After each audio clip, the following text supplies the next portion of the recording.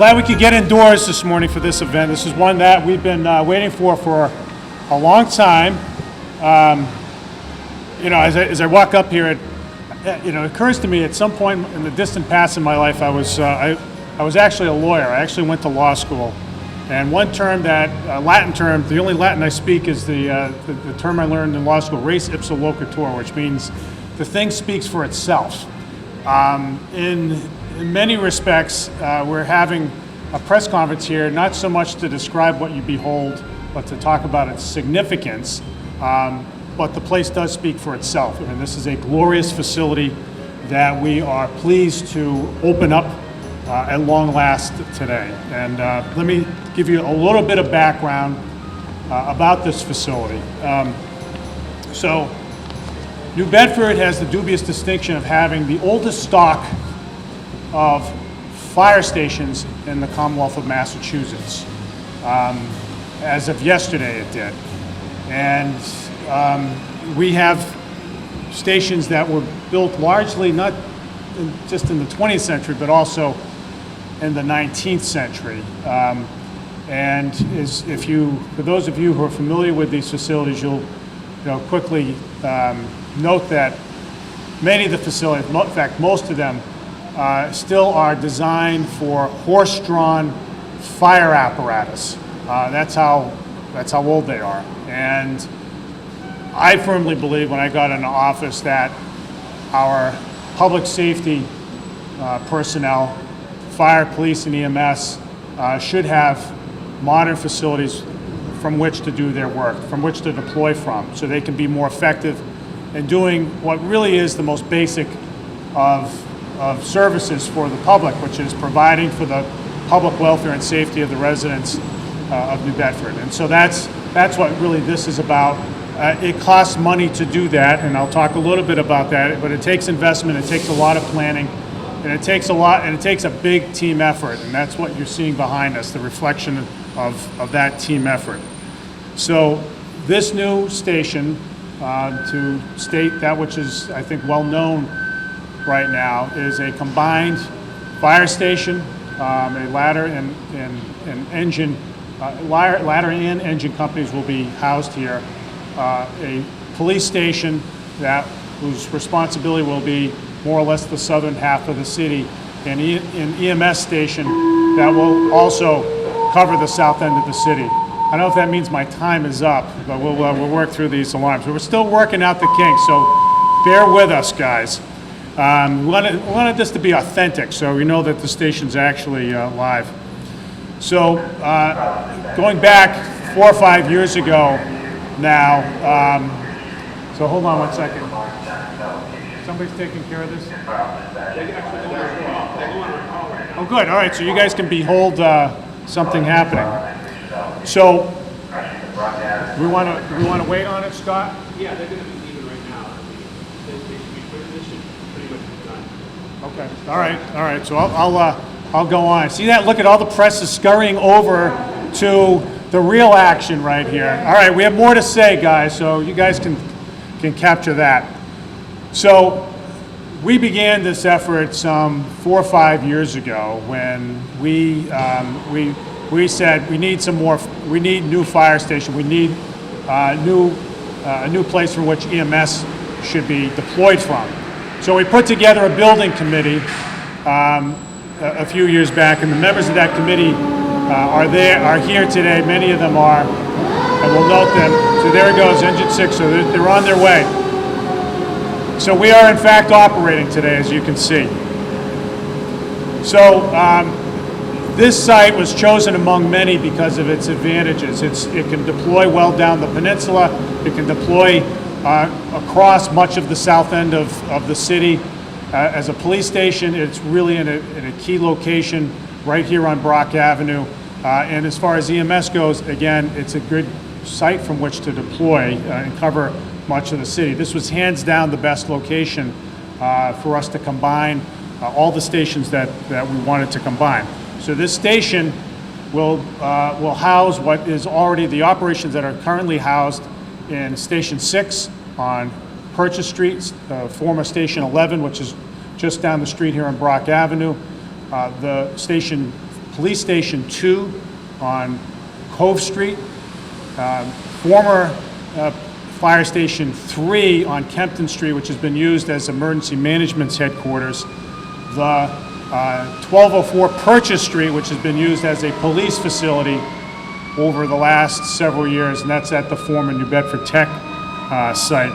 So in addition to housing all these entities, we're going to also have animal control next door, as well as EMA, Emergency Management, who will be in the former St. Anne's Rectory next door. This is the former site of St. Anne's Church.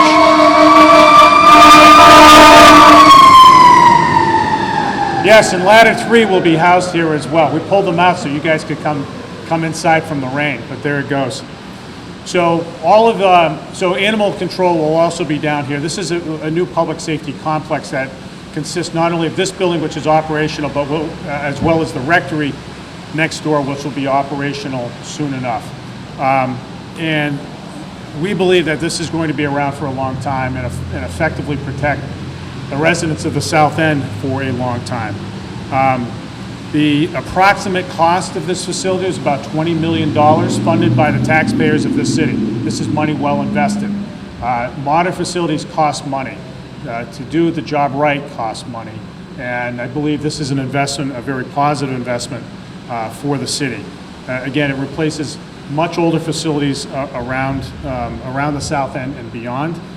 To renovate, to bring up to speed, to bring up to snuff, all these other facilities I just named would cost more than to construct this building. We estimated it would cost about $30 million to modernize all of those other facilities. So this is a big win for the south end of the city and the city more generally. It's a mark of our commitment to public safety, to taking care of every part of the city. It's a mark of prioritizing the right things, public safety above all. And it's really a way of showing that I believe that cities have to invest in themselves to move ahead. We can't go, as we have just gone, some 65 years between building fire stations in the city. The last fire station built in New Bedford was Station 5 in the far north end, built in 1956, which was before everybody here except Jack Spillane was born. Just kidding, Jack. But seriously, no, you can't do that. You have to continually invest in what we do here, and that's how cities move ahead. Oftentimes, the discussion around public finance in municipalities is a binary one. You spend more, or you tax more, you tax and spend more, or you do it less. And what we have to understand is that investments count. They count for the welfare, public welfare in many respects, but it's the way that cities have to think about building themselves for the future, for the long run. So that's really what we're about today. There are a lot of folks to thank, and there will be a short speaking program that will feature the department heads whose departments will be operating right in here for the foreseeable future. So I want to thank personally the City Council for supporting this investment. You'll hear in a moment from City Council President Joe Lopes, who's also the Ward 6 councilor. In addition, as well as Brad Markey, who is here, the entire City Council backed this unequivocally, which was great, and that we can't build things without that kind of support. I want to thank a number of folks who were on the building committee. Celine Sareva, I think I saw, where's Celine? I think I saw, there's Celine right there, who is the head of not only the Clarks Point Neighborhood Association, but also now the Clove Street Neighborhood Association, and does so much for the peninsula in those two capacities, as well as many others. I also want to acknowledge our great friend Loretta Burke, the late Loretta Burke, who was the previous, of course, head of the Cove Street Association and so much more in the city. She was on this building committee. This was in many respects, one of her final civic acts to get this thing going. A number of department heads were involved as well. Chiefs Oliveira and KRUGER, of course, whom you'll hear from, as well as EMS Director Mark McGraw, whom you'll hear from, our emergency manager, Brian Nobriga, all of whom contributed mightily, as well as their predecessors, Mark Mahoney, Joe Cadero, and Mike Gomes, as well as Ari Sky, our former CFO, our Chief Operating Officer, Christina Connolly, and our head of MIS, Maria Pina Rocha, as well. This took a lot of effort. This is a complex building that is multifaceted and required the input of a lot of folks. I want to thank, in particular, our Director of Facilities and Fleet Management, Mark Champagne, who is with us today, who's done so much work over the course of the last few years in making sure this building project moves along. He is here today, the day after his wedding. So, Mark, we're so pleased with the work you've done on this building, and we're so pleased to join you on your honeymoon. I just want to ask everybody to join me in a round of applause. Yes, he has that newlywed glow this morning, but he played such a big part in making this day happen. The architects, this is and you'll hear from Ted Galante from Galante Architecture. Where's Ted? Ted has got to be here. Ted is not here. I don't see him. Boy, all right. I will talk in a moment about the design of the building because it's really significant. In addition, the owner's project managers from Daedalus, which is now CHA Companies, Richard Marks. Is Richard here today? Okay. Oh, Steve Brown is here, as well as Dave Tanner, and Alicia Monks. Great job in making sure a project, this $20 million project, got done on time, on budget, and looks and to spec. It has been built to the design that we worked so hard on. I really want to thank those guys. I want to thank Pizzuco Construction, which is the general contractor, as well as including Superintendent Tony Pereira. I don't know if those guys are here today. Nice job, Tony. Thank you, Tony. And many of the other subcontractors, Farland Court, MV Electric, many others, too many to name, who've just done real perfectionist work on getting to a point where we have this thing operational, just as everybody has seen this morning. I want to talk a little bit, and by the way, Steve Brown did a great job as part of the owner's project work. I want to call up the department heads because I want you guys to each get to get an operational sense of how this will work, what it means for their departments, and I'm going to start. And actually, before I do that, I'm going to start with City Council President Joe Lopes, who has really done a fabulous job in shepherding projects in the South End, making sure the investments come to the South End, and has really stood out for his work on the council in that respect. And this is one more major investment in this part of the city, and it's making a big difference. And Joe's been such a strong supporter along the way. So Joe, come on up and say a few words. And by the way, he's wearing the right color tie today. Right color tie. We shared a memo this morning about the pink ties. But in all honesty, this has been a truly an amazing project from start to finish, with the former police chief Joe Cadero and former fire chief to the new police chief and the new fire chief. Everyone has literally worked together. CFO Ari Sky, as the mayor said, and the entire city council. Brad Markey in Ward 1 all the way to Councilor Gomes and Councilor Abreu and every councilor that calls the city home. We've all discussed the importance of this building and how public safety is truly one of the bedrocks of the city, and that we need to make sure that we provide the men and women that work in public safety the most current and up-to-date apparatus and places to call home. For the fire department, they live here, and for the police department, it's where they spend a good portion of their day working. So making sure that they have the tools and the assets that they need to not only protect themselves, but to protect the residents of the South End is truly an honor to be able to support them in their mission, and the entire city council welcomes that. We thank the mayor for his continuous investment into the South End. I can honestly tell you, working with Mayor Mitchell has been a a process, and it's an easy process when it comes to understanding the needs of the residents of the South End, from the schools to the public safety building. It has been an honor to work with him and his team, from Christina Connolly, who lives in the South End, to former CFO Sky, to everyone else. It's an honor to be part of the team that's moving the city of Bedford forward, and this is just another piece of that. So Mayor Mitchell and your team, thank you. To the men and women of the fire department and the police department, may this be a safe and healthy and happy home for you, and may you continue to bring that safety and happiness to those that live in the South End, and keep them safe and keep yourself safe. Thank you. Have a great day.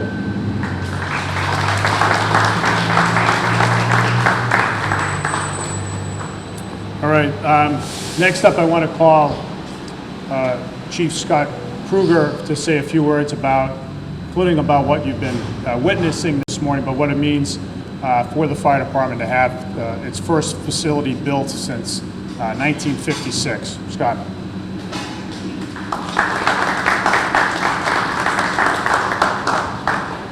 Good morning, everyone. Thank you for attending this ceremony. On behalf of the fire department, I just want to say that we're very proud of our new home for Engine 6 and Ladder 3. It's been a long time coming. As the mayor said, 1956 was the last time we opened a new fire station here in the city, and that was in Sassaquin. So it's been many decades. Everything in the fire service has advanced, and it advances quickly. Technology, and this building is no exception. The technology in this building is state-of-the-art. Allows us to function at peak levels. The dispatching, you can see the new screens, the APS system on the screen on the wall there. It'll give the members that are going on calls complete information when the system, when it comes online shortly.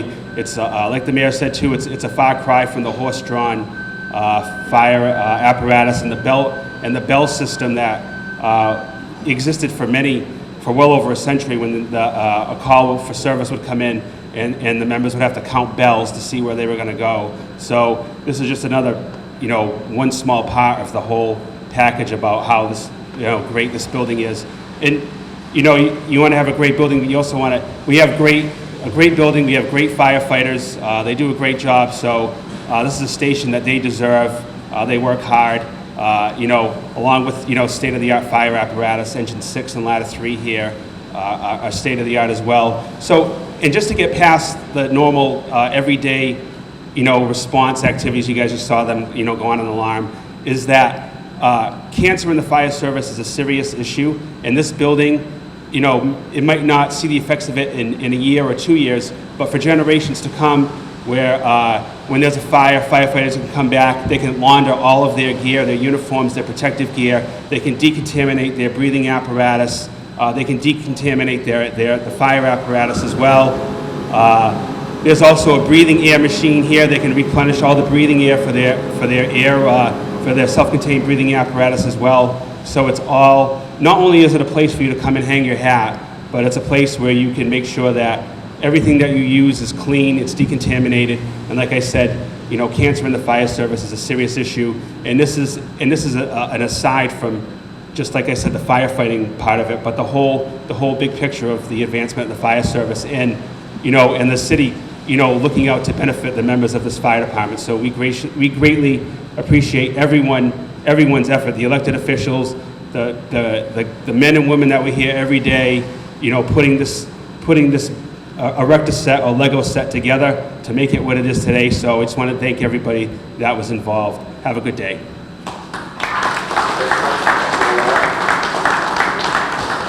So not only is this, again, this is a police station too, and while we haven't gone 65 years without building a new police facility in the city, we've actually gone 56 years without building a new police facility. We have older buildings in which the police have moved in the meantime, but this is the first police station that has been newly built since Station 3 in the North End. And so, just in the same way that we want to modernize the facilities that fire and EMS operate out of, so too do we want to make sure that police have modern facilities as well. And that's what drove the decision to have the police right here. This will replace Station 2 on Cove Street, which was the former Harriman Library. They operate now in the south end out of what had been a library. Again, a building not designed, not purpose-built for police use. This will put the police in a much stronger position in the south end, and so we're very pleased that will help with public safety, help with order in this part of the city, which has, again, had experienced a tremendous amount of investment in the last few years. So as part of that design work was involved a very close monitoring and participation of the police department, former police chief Joe Cordero, as well as then Deputy Chief Paul Oliveira, were involved in many aspects of its design. And Paul, now Chief Oliveira, is here today to say a few words, and I really want to thank him for his contributions. Paul. Good morning. On behalf of the New Bedford Police Department, first I'd like to thank Mayor Mitchell and the City Council for making this happen. As the Mayor said, I know in my 28-year career, I've heard a lot of stories and rumors about new police stations, and this is the first one that's finally come to reality. So really, on behalf of the men and women, I truly appreciate all the work that went into this by the city officials. Thank you. And let me secondly just say that the Mayor spoke about an investment. And, at a time where community trust is somewhat shattered in the police profession throughout the country, I think this investment into this community is just a sign that New Bedford Police is here, we're invested in this community, and it shows that building this station in this area, that we will continue to invest and proactively patrol these neighborhoods, keep this community safe. So again, I just want to thank everyone for making this happen. Thank you.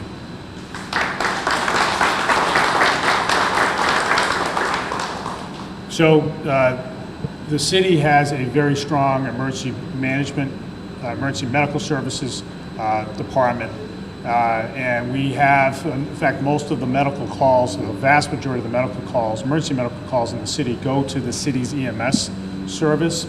We also have private ambulance services that augment what they do, but the first line responders when somebody's sick, when somebody's stricken in any way, are EMS, and they're very effective at what they do, and they've been very, very effective over the course of the pandemic.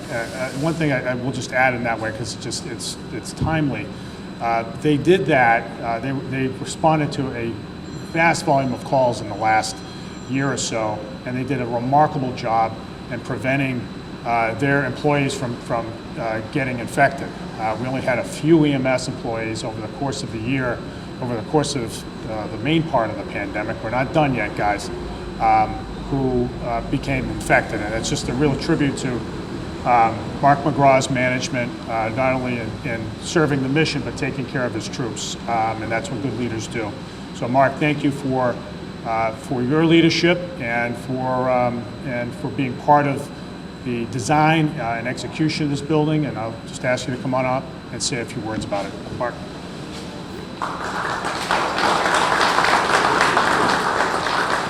Thank you for being here. Just to echo what my fellow chiefs have said, thank you to the mayor and the city council and all the contractors that worked on this building to make it happen. It was quite a time span. I had never been involved in anything like this. It was about 4 or 5 years, I believe. So on the EMS side, we'll have Medic 2 down here. It's a South End truck, 24/7.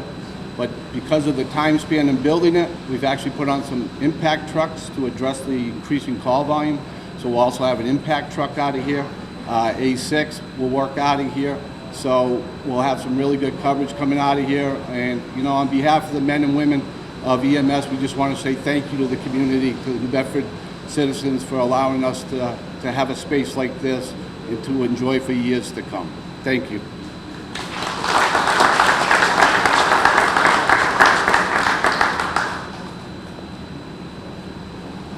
All right, thank you. A couple of other things. So I just want to wrap up by saying a couple of things. Again, thanks to everybody who's been involved in the design and execution of the construction of this facility. Way too many people to thank. I want to thank Bob Michelle right over there from DFFM and many others who are here today and some who couldn't make it.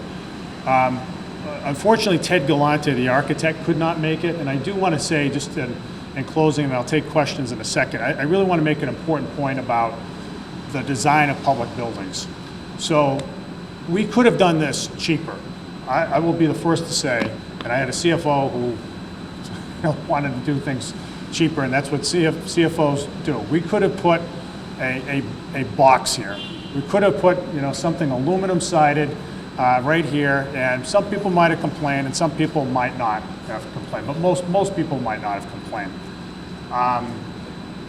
This is a very prominent place, physically prominent place. I'm going to stop because I want everybody to hear this. This is a prominent place and a very important part of the city, very visible, very conspicuous, and the work that is done in the building by folks you see here and many of their colleagues is really important to the welfare of the city. The building should be becoming of that mission. The building should be becoming of the residents of the south end of New Bedford. We wanted to make sure that as we tore down a church that had been here since the 40s, that was replaced with something that people could take pride in. We got a top flight architect to do that work. And this is a beautiful building. This is a modern design building that harkens to many of the elements of architecture here in the city. It's brick like the mills, it's brick like the former fire stations. It has a prominent feature right out where the steeple was at St. Anne's Church for many, many decades. And it hugs the street in a way that says that people can't miss. And so we do this because great design cultivates pride among residents. It makes an impression on visitors, and it's worth the investment. The buildings that we love the most in the city, and it's true of every other city, the places that people take pride in are the places that required a little more effort, a little more thought, and yes, a little more money, and it's worth it. Because 20 years from now, 50 years from now, maybe even 100 years from now, although we hope that fire stations are replaced in the future a little more frequently than we've done in the past, we hope that people will say, you know what, they were smart about this, the place functions, it did its job, but it also looked great, and it made the residents of that neighborhood proud, and made everybody in the city proud, because when you have that, more good things come of it. So anyway, I really wanted to make that point about the design. Ted Galante is a first-rate architect. We had a first-rate architect do the school right down the street, the Jacob School, which won 2 years ago the award, the industry award for the best new elementary school in America in terms of its design. That's what the South End deserves, that's what New Bedford deserves, and that's what we did here. So I want to thank everybody who was part of that effort. And now, one more thing. Actually, I'm going to open it up. I'll open it up for questions. I have one more thing to say after questions. Go ahead. How many people total will be working here on a daily basis? How much specifically about response times for police fire? I'll turn it over to. That's a lot to unpack, Kelly. But I will just say that this is a very well situated building. Police and fire and EMS have different missions. Police patrol, fire and EMS deploy from a fixed position. Both are well situated right in this spot. Obviously, the fire department can cruise all the way down the peninsula along Brock Avenue and then cover much of the south end as well. Do you want to offer up a couple of words about deployment? Thank you for the question. So for the fire department, it's going to be a minimum of 8 members. 4 members for engine 6, 4 members for ladder 3. So that would be a minimum here. As well, the rest of our deployment will remain the same. But engine 6 and ladder 3 primarily responsible for the peninsula here and the southwestern part of the city, mostly to around the Allen Street area of the city. So in that depending on exactly where the address is, but it's the south end, southwestern part of the city, and the entire peninsula. Okay. Anybody else have any questions? So is that cutting response time at all? It will definitely improve the response time down here to the peninsula, and the idea of Brock Avenue, it's kind of, you can kind of have there's like an artery, I would say is probably the best way to put it. Right over here you have You know, you have Cove Road, you have Route 18, MacArthur Boulevard, you have East and West Rodney French Boulevard. So you have some pretty main thoroughfares. Obviously, it's anytime you have large over-the-road apparatus, you know, you have to be, cautious, obviously, how you drive. But when you have main thoroughfares like that, and you can include County Street in there as well, Rockdale Avenue, it's easier for them to navigate, and they can manipulate getting to the side streets a lot easier. So the response times will be excellent from here. Okay. For the gathered media here, I want to just note that this is the last press conference that will be orchestrated by one John Cavallo. He doesn't like to be on this side of the camera, but I wanted just to acknowledge his hard work over the many years that he's been with me in my office, and on a job well done. John, thank you very much.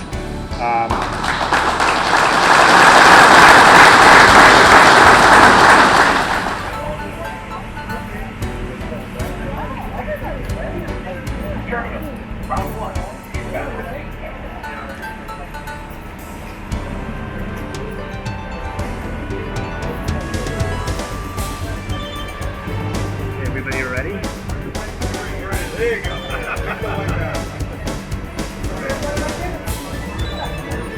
All right, ready on 3. 1.